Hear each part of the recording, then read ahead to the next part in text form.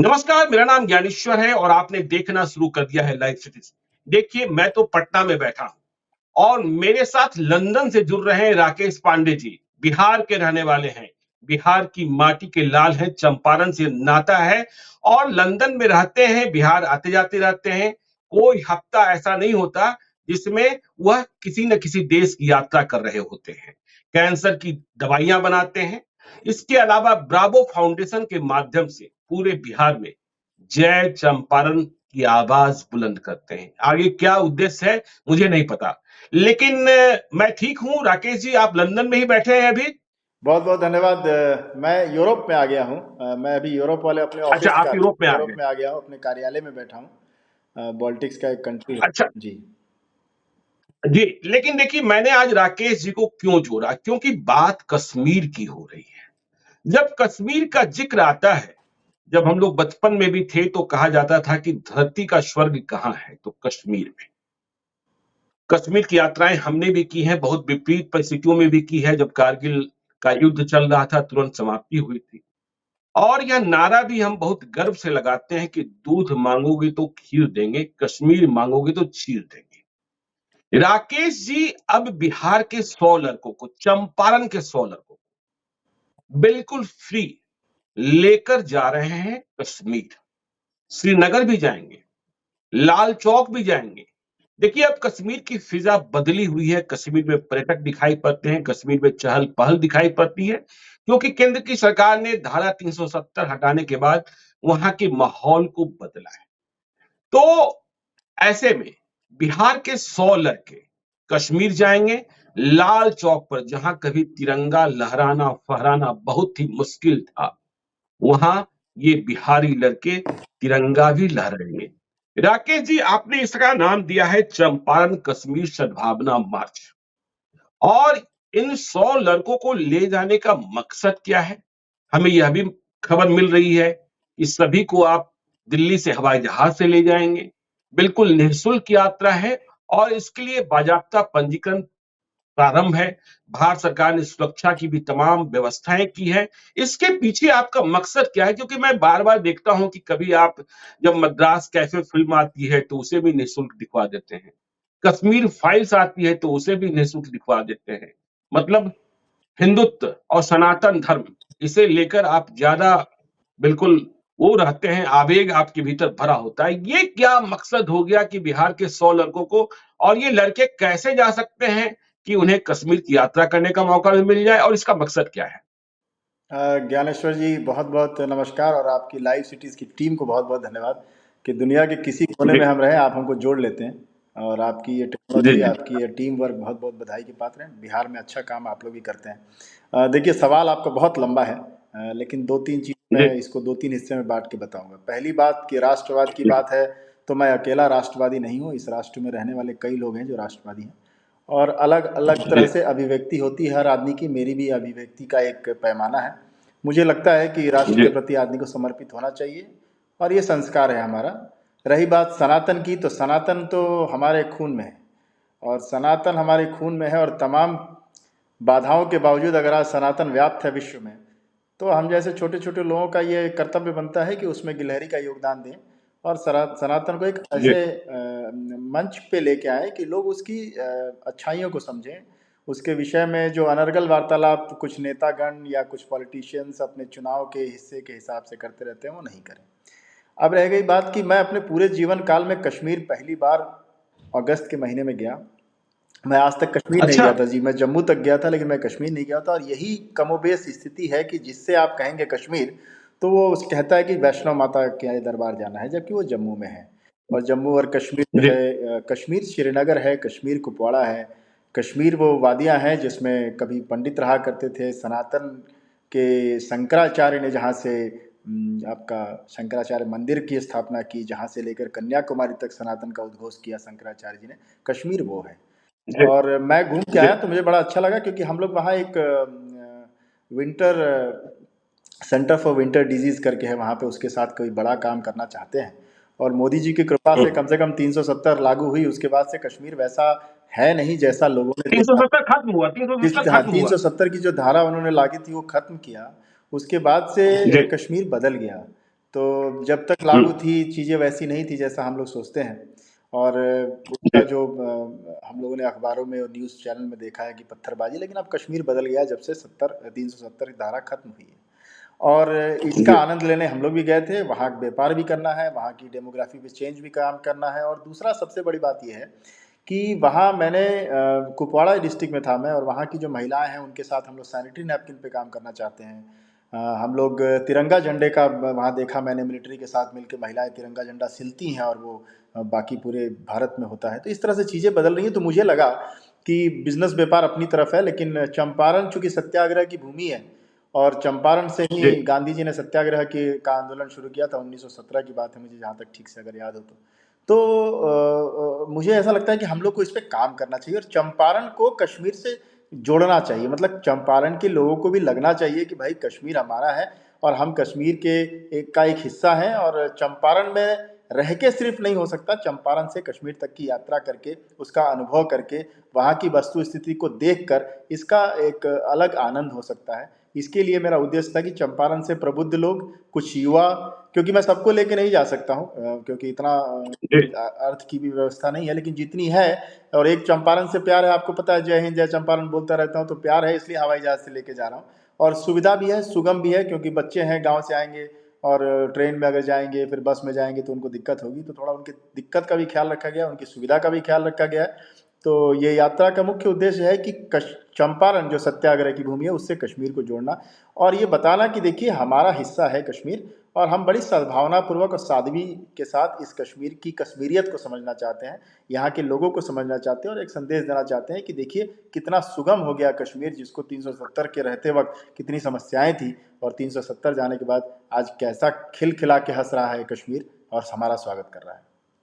राकेश जी, ये यात्रा कब से शुरू होगी? देखिए ये 1 तारीख को हम लोग 1 नवंबर को निकलेंगे। चूंकि बीच में दुर्गा पूजा जी, वगैरह थी तो मुझे थोड़ा चेंज करना पड़ा प्लान, और मैं भी इस जी, यात्रा में शामिल रहूंगा। और 1 नवंबर को हम लोग मोतिहारी, जो हमारा पूर्वी चंपारण का हेडक्वार्टर है, जिला हेडक्वार्टर, वहाँ से हम जाएंगे दिल्ली ट्रेन से। और फिर जी, ट्रेन वहाँ छोड़ने के बाद हम फ्लाइट से श्रीनगर के लिए जाएंगे 2 तारीख को। और 2 तारीख के बाद वहाँ हम, 2 तारीख। हाँ, शंकराचार्य मंदिर है, खीर भवानी है, मार्तंड मंदिर है, शारदा पीठ का जो कॉरिडोर है, जो त्रेगाम में शिव जी का मंदिर है, तो ये सब चीज़ें दिखानी है, क्योंकि ये सब सनातन का हिस्सा है, ये राष्ट्र का हिस्सा है, ये हमारे देश का हिस्सा है। चलिए, सनातन का हिस्सा है, लेकिन हम ये समझना चाहते हैं कि आपने कहा कि 100 लोगों को ही ले जाएंगे। ब्रावो फाउंडेशन इस कार्यक्रम का आयोजन कर रहा है, तो ये 100 लोगों का चयन कैसे करेंगे? देखिए, मैं देख रहा हूं सामने आपने कुछ नंबर्स भी जारी किए हैं कि रजिस्ट्रेशन हेतु संपर्क करें। नंबर्स हम अपने दर्शकों को बता देना चाहते हैं: 7004493764। तो ये 100 लोगों का चयन जब आप कह रहे हैं, मुफ्त में हवाई यात्रा भी होगी, उनके हाथों में तिरंगा भी होगा और तमाम दर्शनीय स्थल जो हैं वहां वे जाएंगे भी, तो ये 100 लोग जो जाना चाहते हैं उनके लिए क्या प्रक्रिया है? उनका चयन किस आधार पर कर रहे हैं? देखिए एक तो क्या है कि आपको पता है जब इस तरह की घोषणा होती है तो कई भीड़ बहुत ज़्यादा हो जाती है। लेकिन जी, इसमें 2 पैमाना है। रजिस्ट्रेशन आप करवाइए, रजिस्ट्रेशन करवाने के बाद हम लोग एक क्लियरेंस लेनी होती है, क्योंकि ये कहीं न कहीं होम मिनिस्ट्री के साथ जुड़ा हुआ है, और हमको परमिशन लेनी पड़ेगी वहाँ की जो विधि व्यवस्था है, तो एक लोकल क्लियरेंस वहाँ से चाहिए होगी। और दूसरा हम लोग यहाँ पे जी, एक तो स्वास्थ्य की स्थिति, उनका मेडिकल चेकअप कराएँगे, उसके बाद क्योंकि वहाँ हाइट बहुत ज़्यादा है, हो सकता है कुछ लोगों की तबीयत खराब हो या समस्या हो, तो एक स्वास्थ्य का पैमाना है। और दूसरा क्या है, पुलिस वेरिफिकेशन करवा के उनके बारे में जाँच करके कि उनका कोई केस नहीं है, कोई इश्यू नहीं है, कोई उनके ऊपर प्रश्न चिन्ह नहीं है। ऐसे 100 लोगों को छाँटेंगे। देखिए छाँटना बड़ा मुश्किल है, 500 लोग अभी तक रजिस्टर करा चुके हैं, उसमें से लोगों को छाँटना और किसी को नहीं ले जाना और किसी को ले जाना एक अपने आप में कष्टकारी विषय है, लेकिन सबको नहीं ले जा सकते हैं। और सारे विषय को देखना है, क्योंकि जो लोग जाएँ वो इसकी महत्ता को समझें, इसकी गंभीरता को समझें। ये टूरिज़्म नहीं है, ये एक तरह से समझें तो एक महत्वपूर्ण यात्रा है जो कश्मीर से चंपारण को जोड़ रही है, या चंपारण से कश्मीर की तरफ लोग जा रहे हैं, उसको समझने जा रहे हैं, उसको समझाने जा रहे हैं। तो ये एकदम से ऐसा नहीं है कि ये कोई पिकनिक मनाने की जगह है या हम लोग पिकनिक मनाने जा रहे हैं। तो ऑफ कोर्स बहुत सारी क्राइटेरिया है, और हम लोग तरजीह तो ज़रूर देंगे, जो फाउंडेशन से जुड़े हुए लोग हैं उनको तरजीह देंगे। ये अभी चंपारण के लिए किया है, लेकिन अगर भविष्य में मौका मिला और मेरा काम कश्मीर में बड़ा हो गया तो मैं चाहूँगा कि मैं बिहार से लोगों को लेके जाऊँ, मैं एक पूरा ट्रेन भर के जाऊँ। लेकिन इच्छा बहुत होती है, पूर्ति ईश्वर के हाथ में है। लेकिन अभी हम लोग चंपारण से ही इसको शुरू कर रहे हैं। अच्छा चलिए, तो भारत माता की जय बोलते हुए लाल चौक पर झंडा भी लहराएंगे, भारत का राष्ट्रीय ध्वज भी फहराएंगे? बिल्कुल, देखिए सभी लोगों के हाथ में तिरंगा होगा और हम लोग लाल चौक भी जी जाएंगे। और लाल चौक का जो जी। मिथ है, जो भ्रम लोगों ने फैलाया है, उस भ्रम को कैसे मोदी जी ने खत्म किया या वर्तमान सरकार ने खत्म किया, उसको जी। समझने के लिए उससे अच्छा क्या पहल हो सकता है कि आप लाल चौक पे जाएं और उठा के वंदे मातरम का उद्घोष करें, भारत माता की जय का उद्घोष करें। ये पूरे विश्व स्तर पर इसका एक संदेश जाएगा, पूरे भारत स्तर पर जाएगा। और देखिए आजकल माने नहीं माने, सरकार की बड़ाई और बुराई अपनी जगह है, लेकिन सच पूछिए तो कुछ चीज़ें तो वाकई बदल गई, फिज़ा वाकई बदल गई। लोग आज गाना गाते हैं कि रोज़गार बेरोज़गार 10 तरह की बातें हो गई, जनगणना की बातें हो गई। इन सब से बहुत फ़र्क पड़ता नहीं है। ऐसा नहीं है कि जनगणना हो गई तो अब मैं जो चंपारण में फैक्ट्री लगा रहा हूँ, वो फैक्ट्री मैं बंद कर जी। दूंगा और मैं कहीं नौकरी ढूंढने चला जाऊंगा। उससे कोई फ़र्क नहीं पड़ता है। समाज के दबे हुए लोगों को आगे लाने के लिए उद्योग की ज़रूरत है, रोजगार की ज़रूरत है, शिक्षा की ज़रूरत है, स्वास्थ्य के क्षेत्र में ज़रूरत है। ऐसा थोड़ी हो गया कि जनगणना उन्होंने कर ली, जातीय जनगणना, तो आज हॉस्पिटल में। नहीं चलिए, हम जनगणना और रोजगार पर आते हैं जी जी। राकेश जी, लेकिन आप हमें बताइए, आपने कहा वंदे मातरम, भारत माता की जय, इसके साथ जय श्री राम का उद्घोष भी हाँ करेंगे क्या बिल्कुल, वहां? जय श्री राम तो करना है। देखिए साहब, जय श्री राम तो जय श्री हमारे राम करना ही करना है। करना है, क्योंकि वो हमारे आराध्य हैं। और अपने आराध्य का अपने अच्छा। अपने देश में अगर नाम नहीं लेंगे तो कहाँ लेंगे, आप बताइए। हाँ। अपने ही देश में अपने ही आराध्य का, इसका ये तो यही यही जी बात हो गई कि आप अपने ही घर में अपने ही पिताजी को प्रणाम करने में शर्मा रहे हैं। तो आप अपने घर में अगर अपने जी। पिताजी को शर्मा रहे हैं प्रणाम करने में, तो आप पे लानत है।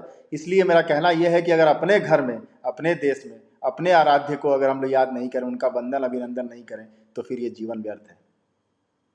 अच्छा राकेश जी, ये बताइए, 2024 का चुनाव है, जी लोकसभा जी चुनाव है। जी इसके पहले यह सद्भावना मार्च, जी जी वंदे मातरम कहते हुए, जी भारत माता की जय कहते हुए, और अब तो आपने जय श्री राम भी जोड़ दिया। जी जी। इसके कोई राजनीतिक मतलब भी है क्या, उद्देश्य भी है क्या, कोई संदेशा भी देना चाहते हैं क्या नहीं, कि?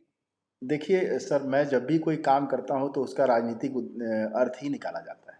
और ये जी। बात 2017 से लोग अर्थ और अनर्थ दोनों निकाल रहे हैं। तो देखिए हम्म। 2018 में जब चंपारण में हमारी टीम जीती थी, तो हम लोग उसको गोवा लेके गए थे, हम्म। बाई एयर फ्लाइट से गोवा लेके गए थे, जी। बच्चों को जो कभी जहाज में नहीं चढ़े हैं। तो चुनाव हम्म। से हर चीज़ को जोड़ने का कोई मकसद नहीं है। चुनाव हम्म। 24 में है। और आप जी। 23 में मैंने तिरंगा लगवाया भी अपने फैक्ट्री साइट पर। इसके अलावा हम लोग राम जी। मंदिर के लिए कुछ काम कर रहे हैं, आपको बहुत जल्द एक अच्छी खुशखबरी देंगे। तो जब राम मंदिर ही पिछले 75 साल के बाद बन रहा है, तो राम का उद्घोष हम्म। ही 75 साल के बाद हम खुल के खुली हवा में चिल्ला सकते हैं जय श्री राम। तो ये बताइए कि अब हम आज से 20 साल पहले कहाँ से करते। और हम आज सक्षम हैं। आज हम कश्मीर में जब ये 370 की धारा हटी, और उसके बाद हम लोग जी। वहाँ कुछ लैब सेटअप करना चाहते हैं, कुछ बड़ा बिजनेस कर रहे हैं वहाँ पे लोकल लेवल पे। और जब ये बात आई कि मैं अपने पूरे जीवन काल में 2023 में पहली बार कश्मीर गया, तो अब ये बताइए कि यात्रा भी तो 23 में ही होगी और 24 में होगी, हो सकता है 25 में भी हो। लेकिन हर बात चुनाव से जोड़ने से कोई फायदा तो है नहीं। लेकिन मुझे पूरा विश्वास है कि हम्म। आपके इस वीडियो को देखने के बाद या आपके इस न्यूज़ को देखने के बाद करीब 40-50% ऐसे लोग होंगे जो कहेंगे कि 24 की तैयारी हो रही है। लेकिन ऐसे लोग अपने कमरे में ड्राइंग रूम में बैठ के कुछ भी कह सकते हैं। कर्म करने वाले लोगों का विषय अलग होता है, उनका उद्देश्य अलग होता है।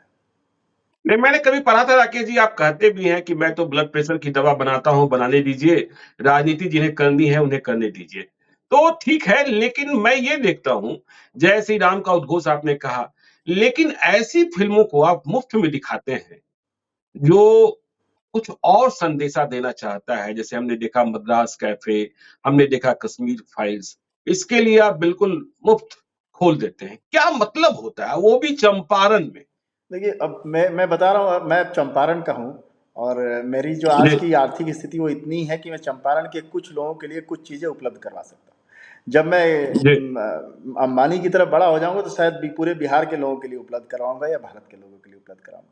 रही बात इस तरह की सिनेमा या इस तरह के विषय को उठाना या इस तरह के विषय को लोगों तक लेके जाना, तो मुझे ऐसा लगता है कि बहुत सारे ऐसे तथ्य हैं। क्योंकि देखिए, हमारा जो बॉलीवुड है, हॉलीवुड है, जो भी है, टॉलीवुड है, जितने भी वुड हैं, सिनेमा को एकमात्र हम लोग इस तरह से देखते हैं कि एक मनोरंजन का साधन है।